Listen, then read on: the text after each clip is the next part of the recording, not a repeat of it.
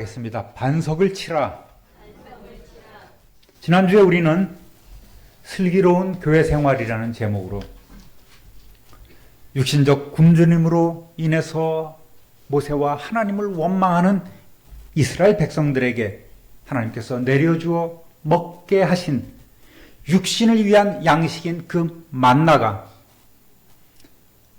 백성을 위한 하나님의 은혜요, 하나님의 교육 자료임을 알게 되었습니다. 백성들은 하나님의 명령대로 금 항아리에 한 오멜의 만나를 담아서 그들의 후손에게 보여주며 하나님의 은혜를 잊지 않도록 계속해서 가르쳐야만 했습니다. 우리의 세대가 중요하듯이 다음 세대는 더욱 중요합니다. 매일 내려지는 만나가 일종의 하나님의 시험이었듯 오늘 광야를 지나는 우리 인생 역시 하늘로부터 내려오는 진정한 만나이신 예수 그리스도를 경험하며 감사하며 하늘 양식을 위하여 일하며 더더욱 사모하는 삶을 살아가시는 저와 여러분 되시기를, 하나님의 백성 되시기를 우리 주님의 이름으로 축원합니다.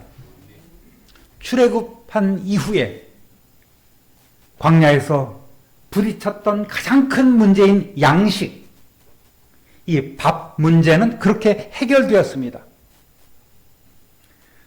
하나님께서는 무려 40년 동안이나 이 하늘의 양식을 내려주셨습니다. 하나님도 꾸준하신 분이십니다. 이제는 이스라엘 백성은 걱정할 것 없지요. 하나님께서 이끄시는 대로 따라가기만 하면 됩니다.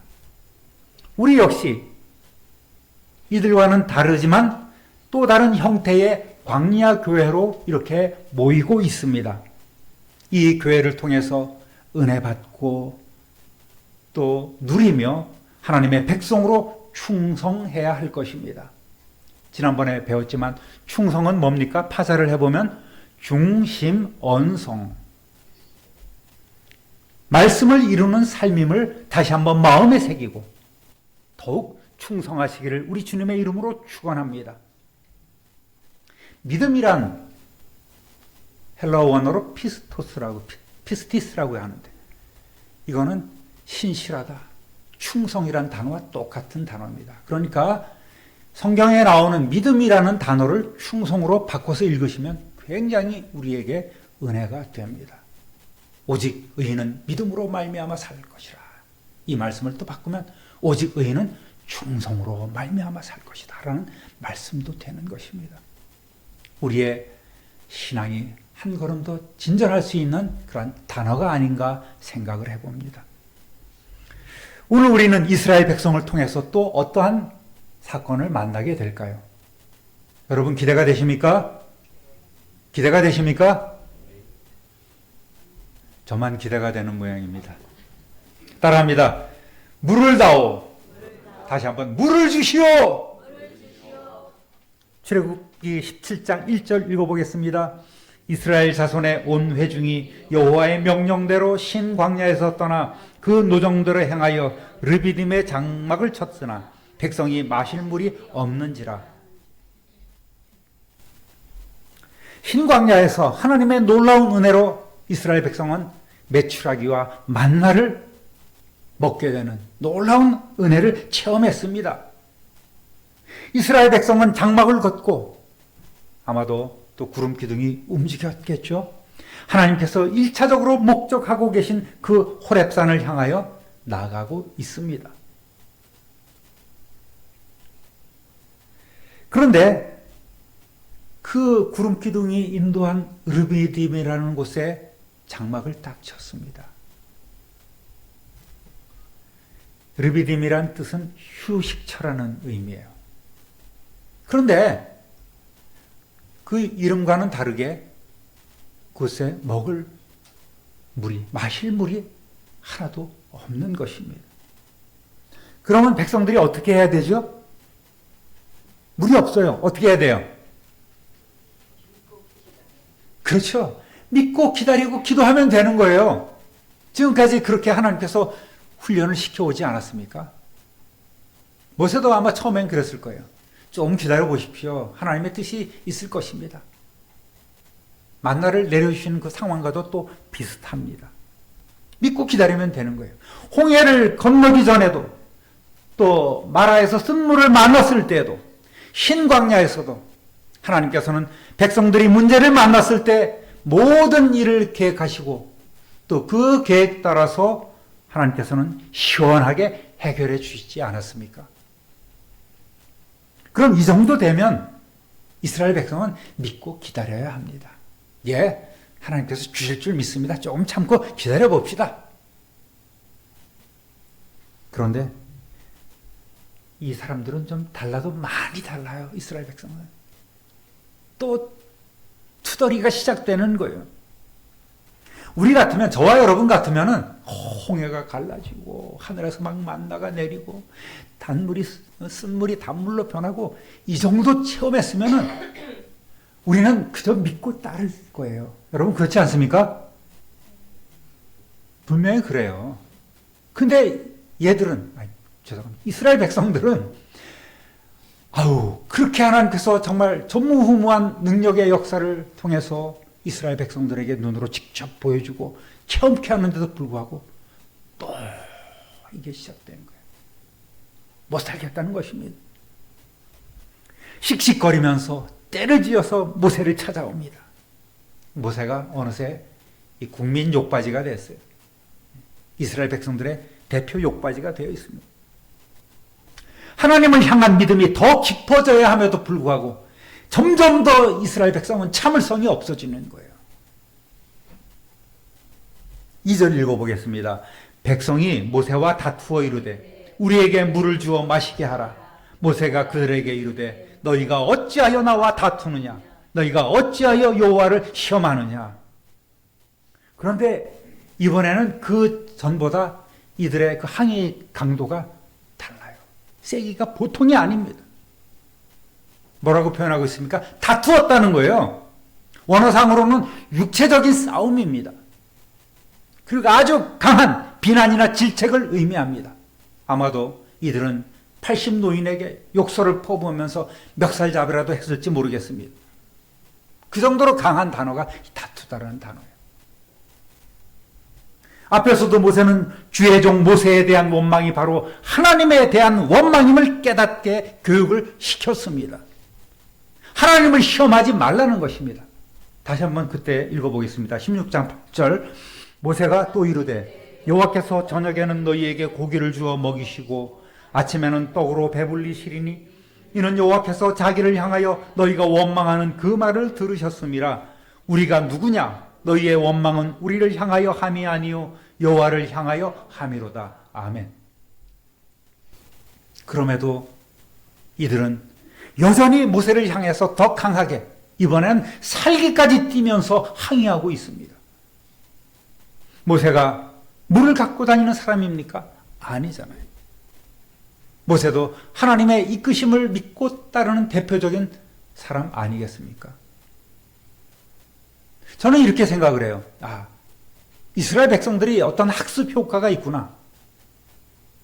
무슨 학습 효과냐면 어려운 일을 만났을 때 주의 종 모세에게 가서 막 윽박지르고 해결하라고 이렇게 하면 주의 종 모세가 하나님 앞에 기도할 것이고 그러면 응답이 즉각적으로 오더라.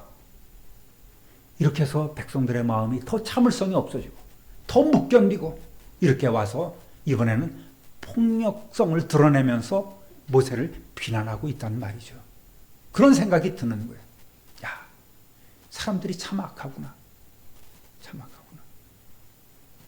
한두 번 은혜를 체험하면 하나님 감사합니다. 감사합니다 하다가 세 번, 네 번째 어려움 닥치고 그러면 하나님께서 물론 은혜를 베풀어 주실 줄 알지만 그때는 더 강하게 불평불만. 왜? 진작에 미리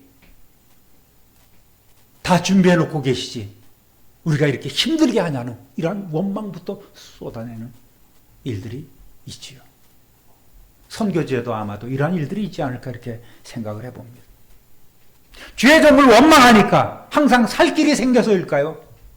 이스라엘 백성은 이렇게 어느 틈에 어느 순간인가 완악한 마음으로 변해버리고 말았습니다. 3절 읽어보겠습니다. 거기서 백성이 목이 말라 물을 찾으매 그들이 모세에게 대하여 원망하여 이르되 당신이 어찌하여 우리를 애굽에서 인도해 내어서 우리와 우리 자녀와 우리 가축이 목말라 죽게 하느냐. 부부싸움에도 그런 게 있잖아요. 언제 것부터 끄집어내요? 네? 옛날 고리고짝에 연애할 때 시절에 서운한 것부터 끄집어내고 임신했을 때 서운한 것부터 끄집어내고 애가 자라면서 가정을 돌봤느냐 안 돌봤느냐 뭐 저희 집 얘기하는 건 절대 아닙니다. 보편적으로 그렇다는 얘기죠. 부부 싸움을 하면은 다 옛날 거 끄집어내지 않습니까? 얘들도 이스라엘 백성들도 지금 그러고 있는 거예요. 우리가 애굽에 가만히 있었으면 그저 잘 먹고 잘 있었을 텐데 왜 우리를 충동질해서 우리를 이끌어내서 이 고생 시키냐는 말이에요. 답답합니다. 얼마나 심각한지 당장이라도 돌로 쳐 죽일 기세란 말입니다. 모세가 얼마나 다급합니까? 이렇게 또 하나님 앞에 기도하고 있어요. 4절 읽어보겠습니다. 모세가 내가 이 백성에게 어떻게 하리이까? 그들이 조금 있으면 내게 돌을 던지겠나이다. 80 노인이잖아요.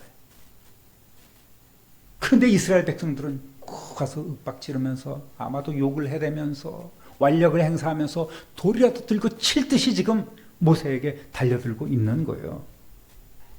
문제가 생기면 일단 모세를 찾아가서 원망과 불평을 늘어놓고 그러면 모세가 기도하고 하나님께서 해결해 주시는 이것 때문일까요?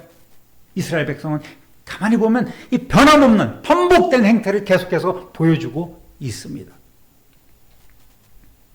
모세가 우리가 이렇게 하는 게 하나님을 시험하는 거라고? 그건 모르겠고 됐고 당장 물 내놓으시오. 죽기 전에 이러고 있는 거예요 지금.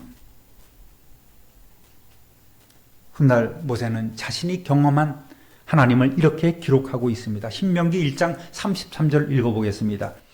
그는 너희보다 먼저 그 길을 가시며 장막 칠 곳을 찾으시고 밤에는 불로 낮에는 구름으로 너희가 갈 길을 지시하신 자시니라. 아멘. 하나님은 다 계획이 있으신 분이라고 했죠. 미리 앞서 가셔서 우리 애들이 장막 칠 곳 여기가 좋겠다. 여기 이렇게 찾아놓으시고 불기둥 구름기둥으로 이끌어 오셨단 말입니다. 하나님의 놀라운 은혜 아니겠습니까? 그런데도 이스라엘 백성은 이 모양인 거예요. 따라합니다. 시험을 잘 통과해야 합니다. 성도 여러분, 우리가 생각할 때 이왕이면 하나님께서 사전 답사하셨으니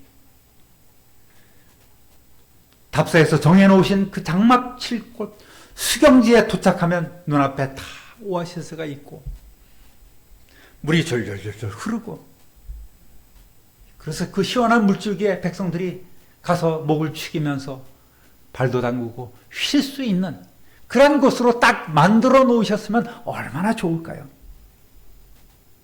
그런 생각을 인간적으로 해보았습니다. 그런데 하나님께서 가만히 보시면 하나님도 이상하게 즉시가 아닌 뭔가 약간 뜸을 들이신단 말이에요. 금방 안 주시고 살짝 기다리시는 듯한, 그래서 백성들이 배고픔이나 갈급함을 느낄 수 있도록 기다리는 느낌이 들어요. 이번에도 그러시고 이번에도 그렇게 하고 계십니다. 그 이유가 뭘까요? 뭘까요?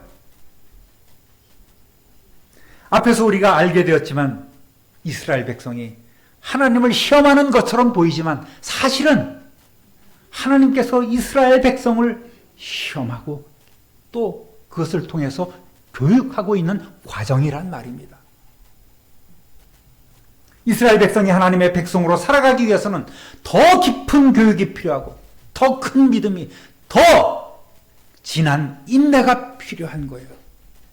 그래서 하나님께서는 이 한 가지 한 가지 광야에서 만날 수 있는 사건을 통해서 이스라엘 백성을 계속해서 훈련하고 깨닫게 하시고 너희들 내 명령을 따르라, 내 율법을 준수하라, 내 규례를 지키라, 계속해서 이렇게 교육하고 있습니다. 마라의 쓴물도 하나님의 시험이었습니다. 15장 25절 하반절 읽어보겠습니다. 거기서 여호와께서 그들을 위하여 법도와 율례를 정하시고 그들을 시험하실세. 네. 또 신광야에서도 시험하셨습니다. 출애굽기 16장 5절 그때에 여호와께서 모세에게 이르시되 보라 내가 너희를 위하여 하늘에서 양식을 비같이 내리리니 백성이 나가서 일용할 것을 날마다 거둘 것이라. 이같이 하여 그들이 내 율법을 준행하나 아니하나 내가 시험하리라. 아멘. 이 시험은 백성의 믿음 없음을 책망하시고 벌주고 심판하려 하심이 아닙니다. 왜 하나님께서는 끊임없이 이스라엘 백성을 시험했을까요? 신명기 8장 2절 읽어보겠습니다. 네 하나님 여호와께서 이 40년 동안에 내게 광야길을 걷게 하신 것을 기억하라. 이는 너를 낮추시며 너를 시험하사 내 마음이 어떠한지 그 명령을 지키는지 지키지 않은지 알려 하심이라. 그래요. 내가 얘들에게 끊임없이 모세를 통해서 율법을 주고 규례를 알려주고 지킬 것을 이야기해 주지만 얘들이 과연 잘 지키는지 안 지키는지 그때그때 하나님께서는 계속해서 시험을 치르신다는 말입니다. 하나님의 계획은 이스라엘 백성이 당신의 백성으로서 잘 성장하게끔 하나님의 명령을 잘 듣고 계명의 귀를 기울이며 지키도록 훈련하는 것입니다. 이런 과정을 잘 통과하면 반드시 복을 받게 됩니다. 그럼에도 백성들은 오히려 하나님을 시험하고 하나님의 인내를 시험하고 있습니다. 계속해서 하나님을 건드리고 있어요. 하나님께 반역된 모습을 보여주고 있단 말입니다. 8장 14절 하반절부터 16절까지 읽어보겠습니다. 여호와는 너를 애굽 땅 종되었던 집에서 이끌어내시고 너를 인도하여 그 광대하고 위험한 광야 곧 불뱀과 전갈이 있고 물이 없는 간조한 땅을 지나게 하셨으며 또 너를 위하여 단단한 반석에서 물을 내셨으며 네 조상들도 알지 못하던 만나를 광야에서 내게 먹이셨나니 이는 다 너를 낮추시며 너를 시험하사 마침내 내게 복을 주려 하심이었느니라. 아멘. 왜 시험을 치르게 했다고요? 복을 주시려고. 그래요. 이것이 바로 하나님의 목적이었습니다. 하나님은 이런 시험과 훈련과 교육은 반드시 마침내 백성들에게 복을 주려 하셨기 때문입니다. 여러분, 복이라는 게 뭡니까? 그저 잘 먹고 잘 사는 것, 이게 복입니까? 아니에요. 이 다음에 뒤에서 다루게 되겠지만 이스라엘 백성을 향한 하나님의 최종 교육 목적은 세상 구원이란 말입니다. 출애굽기 19장 5절 6절 읽어보겠습니다. 세계가 다 내게 속하였나니 너희가 내 말을 듣고 내 언약을 지키면 너희는 모든 민족 중에서 내 소유가 되겠고 너희가 내게 대하여 제사장 나라가 되며 거룩한 백성이 되리라. 너는 이 말을 이스라엘 자손에게 전할지니라. 아멘. 예, 하나님의 계획은 뭡니까? 복을 주시는데 그 복을 주시는 목적이 뭡니까? 이스라엘이 하나님의 제사장 나라로서 하나님과 세상을 중보하면서 구원을 전하는 사명을 주시려고 이렇게 꼼꼼하게 교육하고 계십니다. 그런데 이스라엘 백성은 선민이라는 것에 꽂혀갖고 자기들만 등따스고 배부르게 사는 것, 이것이 복으로 착각하고 있었던 거예요. 하나님께서는 이들을 택하시고 이들로 하여금 온 세상을 구원케 하고자 하는 그런 목적이 있었기 때문에 계속해서 말씀으로 또 삶으로 이들을 훈련시키고 있었단 말입니다. 성도 여러분, 이 말씀은 이스라엘 백성에게 주신 말씀이기도 하지만 오늘 우리에게 주시는 하나님의 말씀이요 하나님의 뜻이기도 합니다. 하나님께서 인생 광야길을 가는 우리를 때때로 위험과 실패와 가난과 질병으로 낮추실 때에 이때를 잘 통과하시기를 우리 주님의 이름으로 축원합니다. 이 시험이 내게 복 주시려 하는 하나님의 뜻이구나. 걱정할 것 없겠네. 하나님께서 지금 바로 주시지 않고 내게 기도를 요구하고 계시는구나. 내가 무릎 꿇기를 기다리고 계시는구나. 그런 믿음이 있다면 우리는 어떤 어려움이 있어도 염려, 근심, 걱정하지 않게 될 것입니다. 기도할 때에 홍해가 갈라지고, 기도할 때에 만나가 내리며, 기도할 때에 생명수가 공급되는 이러한 은혜를 체험할 수 있습니다. 하나님께서 다 준비해 놓으셨어요. 우리의 기도와 우리의 인내와 우리의 감사를 기다리고 계신 줄 믿습니다. 그러므로 여러분, 조금 더 인내하시고 기도의 응답 없다고 낙심치 마시길 바랍니다. 그 하나님의 신실한 약속 붙잡고 조금 더 기다리시는 저와 여러분 되시기를 우리 주님의 이름으로 축원합니다. 이 시험을 통과하면 마침내 하나님께서 작정하시고 내려주시는 그 복을 받을 수 있습니다. 할렐루야! 이러한 소망 가운데 살아가시기를 다시 한번 우리 주님의 이름으로 축복합니다. 고린도전서 10장 13절 읽어보겠습니다. 사람이 감당할 시험 밖에는 너희가 당한 것이 없나니 오직 하나님은 미쁘사 너희가 감당하지 못할 시험 당함을 허락하지 아니하시고 시험 당할 즈음에 또한 피할 길을 내사 너희로 능히 감당하게 하시느니라. 아멘. 계속해서 우리가 자주 요즘 들고 있는 성경 말씀입니다. 오늘 우리는 영적 이스라엘로 살아갑니다. 왕같은 제사장의 사명을 갖고 이 세상을 향해 복음을 선포하는 사명자로 살아갑니다. 베드로전서 2장 9절 읽어보겠습니다. 그러나 너희는 택하신 족속이요 왕같은 제사장들이요 거룩한 나라요 그의 소유가 된 백성이니 이는 너희를 어두운 데서 불러내어 그의 기이한 빛에 들어가게 하신 이의 아름다운 덕을 선포하게 하려 하심이라. 너희가 전에는 백성이 아니더니 이제는 하나님의 백성이요 전에는 긍휼을 얻지 못하였더니 이제는 긍휼을 얻은 자니라. 아멘. 여러분, 이스라엘 백성을 하나님께서 택하시고 그들을 불러내시고 그들을 훈련시키는 그 과정이 여기에 다 담겨 있지 않겠습니까? 똑같아요. 우리는 영적 이스라엘로서 이렇게 자랑과 즐거움, 보람을 갖고 살아갈 수 있다는 말입니다. 이러한 사명을 우리에게 주신 거예요. 이러한 긍지와 자부심을 갖고 더 충성하시는 저와 여러분 되시기를 우리 주님의 이름으로 축원합니다. 따라합니다. 반석을 치라. 17장 5절 6절 읽어봅니다.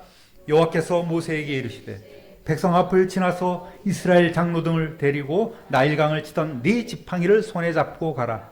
내가 호렙산에 있는 그 반석 위 거기서 내 앞에 서리니 너는 그 반석을 치라. 그것에서 물이 나오리니 백성이 마시리라. 모세가 이스라엘 장로들의 목전에서 그대로 행하니라. 하나님, 이대로 가다가는 제가 돌에 맞아 죽겠습니다. 다급한 모세의 기도에 하나님께서는 즉시 응답하셨습니다.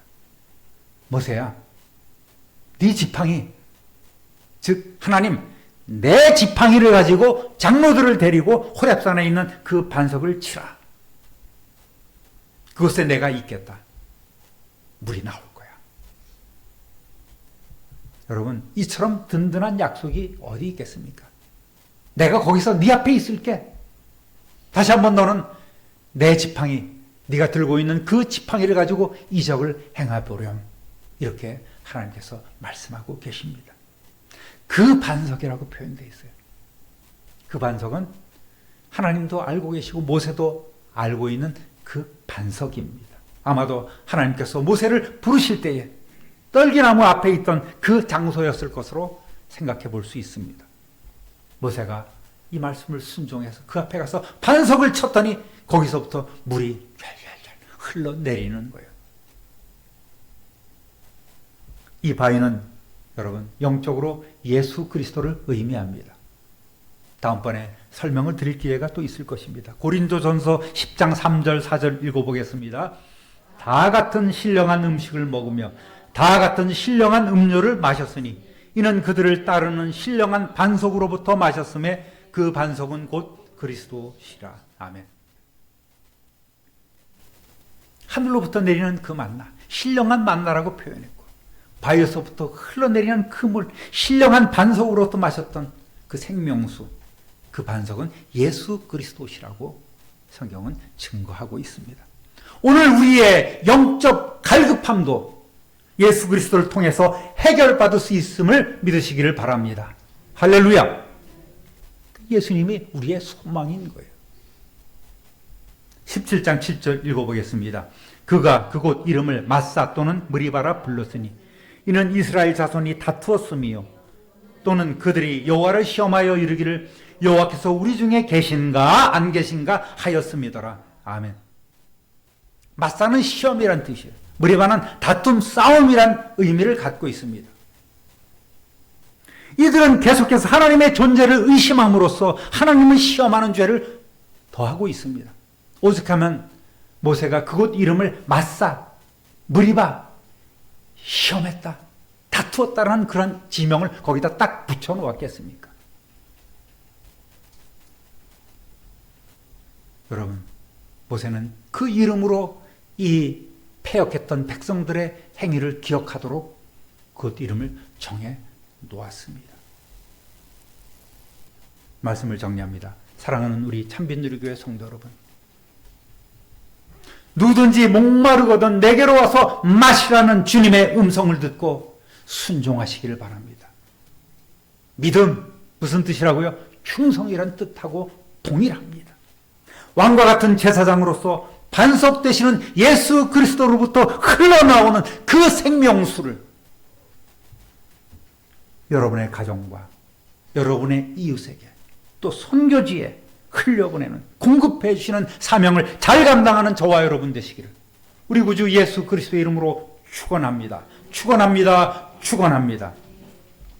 존귀하신 하나님 아버지, 이스라엘 백성은 계속해서 하나님을 시험하고 있지만 그 어려움을 만난 것은 사람의 시험이 아닌 하나님께서 이스라엘 백성을 당신의 뜻대로 훈련시키기 위한, 교육시키기 위한 하나님의 시험이었음을 저희들 다시 한번 마음에 새기며 오늘 우리가 삶의 현장에서 만나는 어려움 가운데 낙심하지 않게 하시고 하나님을 원망하지 않게 하시고 조금 더 기다리며 조금 더 기도하며 감사함으로 살아가는 성도 될 수 있도록 성령 하나님 우리를 온전케 하여 주옵소서. 그렇게 지배하여 주옵소서. 예수 믿는 수많은 증거와 복들을 우리 모두가 받고 누리게 하여 주옵소서. 감사와 찬송과 영광을 하나님께 돌리옵고 우리의 모든 것의 모든 것 되시는 구주 예수 그리스도의 이름으로 축복하며 기도드립니다. 아멘.